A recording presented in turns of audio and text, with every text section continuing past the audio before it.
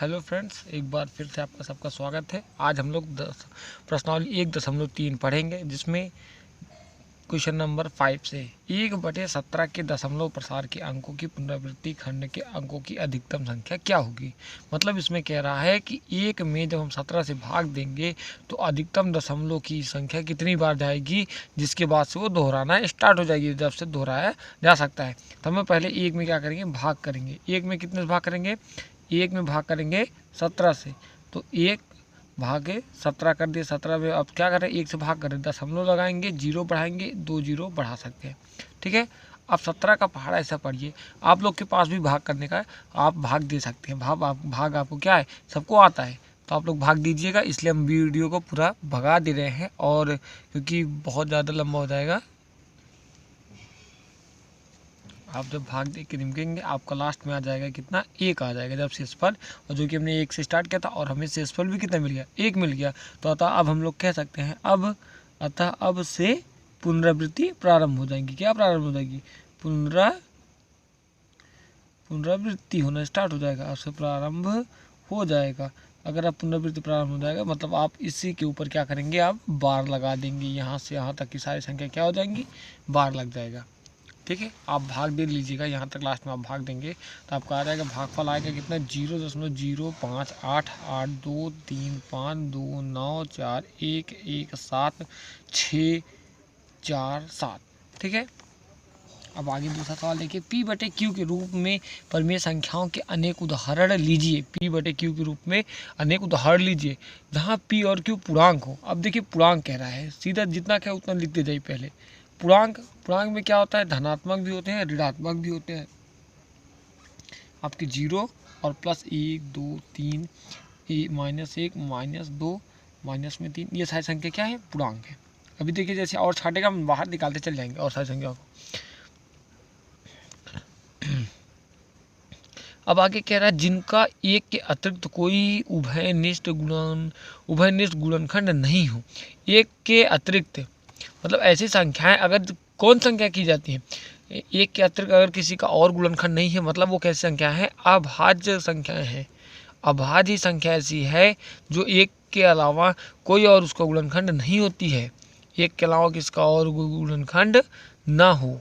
तो आप देखेंगे अभाज्य ही संख्या क्या होती है, जिसका एक के अलावा कोई गुणनखंड नहीं होता है। जैसे अब अभाज्य संख्या क्या है, 2 है, 3 है, 5 है, 7 है, 11 है, ऐसे सारी संख्या क्या है, ये अभाज्य। अब फिर कह रहा है, कोई जिसका तो कोई जिसका शांत दशमलव निरूपण हो, जिसका क्या हो, शांत दशमलव निरूपण हो, निरूपण जो आपका हो वो शांत आ जाए। अब शांत जैसे आप देखेंगे कि मान लेते हैं क्या है, पूर्णांक संख्या है एक, पहले सबसे पहले मानेंगे कितना हो गया, 1/2 रखिए, 1/2 रखेंगे कितना आ जाएगा, 0.5। मतलब ये क्या हुआ, शांत आ गया हमारा। ठीक है, पहला ही शांत आ गया। अगर 1/3 रखेंगे, अब देखिए इसका क्या हुआ, नहीं शांत हुआ, 0.3333, ये डाट चला जाएगा, तो ये क्या आपका आ गया, अशांत आ गया। मतलब ये वाला आपका है अशांत आ गया। 3 क्या हुआ, अशांत आ गया। 4 तो आपका भाज्य है नहीं, तो 5 रखेंगे, 1/5 रखेंगे तो इसका हो गया 0.2, ये क्या हुआ, शांत हो गया। ठीक, अगर 1/7 है, ये भी क्या होगा, अशांत होगा।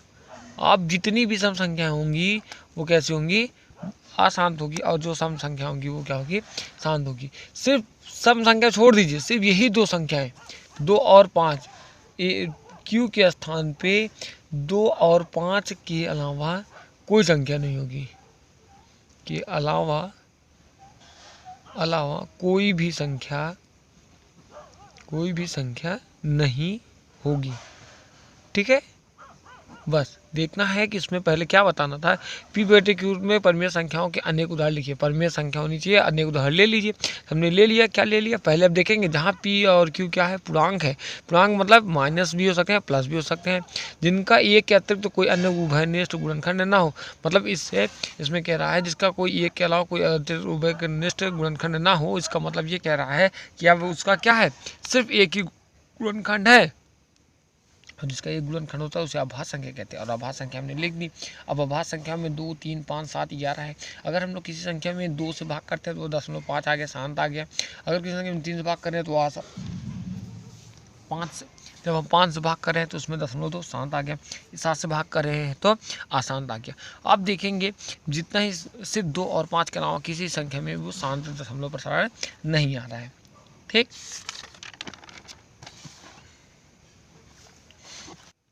5/7 और 2/11 के बीच में 3 अपरिमेय संख्या लिखिए। 5/7 और 9/11 के बीच में 3 अपरिमेय संख्या लिखनी है, हमें अपरिमेय संख्या लिखनी है। परिमेय संख्या लिखनी रहती है तो हम तो जितनी परिमेय संख्या कहेंगे उससे एक ज़्यादा करके गुणा करके लिख सकते थे, लेकिन हमें क्या निकालना है, अपरिमेय संख्या निकालना है। तो पहले इसका मान निकाल लीजिए 5/7 का। अगर हमें 5/7 का मान निकालना है मतलब निकाल सकते हैं 5 गुणे 1/7 का मान। 1/7 का मान हमें याद भी है और उसको याद भी कर लीजिए, सबसे ज़्यादा यही आता है 0.142857। ये किसका मान है, 1/7 का। अब इसमें 1/7 में जब गुणा करेंगे तो 5 का गुणा इसमें करेंगे तो सभी संख्या में करना पड़ता है। तो 5 7 35, 5 5 25, 25 3 28, 5 2 5 8 40, 2 42, हाथ से लगा 4, 5 2 20, 20 4 24, हाथ से लगा 2, 5 1 5, 5 2 7। देखिए इतना मान आ गया 0. इतना, सॉरी 714285 आ गया किसका मान, 5/7 का मान। अगर हमसे 9/11 का मान कहेगा, कितने का मान कहेगा, 9/11 का मान अब निकाल लीजिए। 9/11 का मान करेंगे मतलब 9 में हमें क्या करना है, 11 से भाग कर देना है। 11 से भाग करेंगे 9 में, दशमलव लगाएं, 0 बढ़ाए, 1 0 90 हो गया, 11 8 88 हो गया। ठीक, कितना आया, 2 आया। 0 बढ़ा सकते, 11 1 के 11 आया, तो यहाँ आ गया कितना, 9। फिर आया 90, फिर देखिए 8, फिर आएगा कितना, 88, 0 88 हो गया, फिर 2 बचा।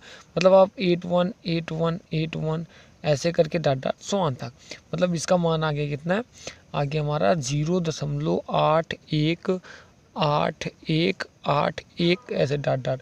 अब देखिए यहाँ से हमें दो संख्याओं के बीच में दिया गया, जैसे दो संख्या दे दी गई, कौन कौन संख्या दी गई है, एक दिए गया 0.714285 और दूसरी संख्या दे दी गई है 0.818181 डॉट डॉट 100 मतलब अंत तक।